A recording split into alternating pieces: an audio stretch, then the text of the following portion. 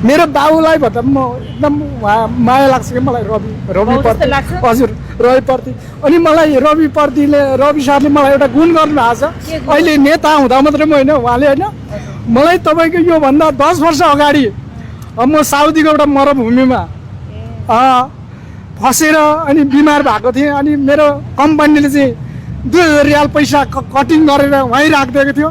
अनि त्यो कम्पनीले के भनेको थियो भने म पैसा तिमी नेपाल जाऊ, म पैसा नेपालमा हालिदिन्छु भनेको थियो। अनि मैले बारम्बार फोन गरेँ, वर्षमा फोन गर्दाखेरि पैसा म आज भने भोलि भने पर्सि भने मलाई हाल्दैन त्यो पैसा। अनि यहाँ नेपालमा त्यो के भन्छ रोजगार विभागमा म 2-3 ठाउँ गयो होइन, तर त्यो सुनाइ केही पनि भएन कि। अनि मैले हाम्रो रवि सर त्यतिखेर लाजिन पार्कमा चाहिँ उहाँ न्युज टेलिमा हुनुहुन्थ्यो। अनि म उहाँको कार्यालयमा गएँ, उहाँको कार्यालयमा गएर चाहिँ मैले उहाँलाई सिधै भेटेर अनि उहाँले चाहिँ एक कल फोनको भरमै मेरो पैसा रिटर्न आएको थियो कि।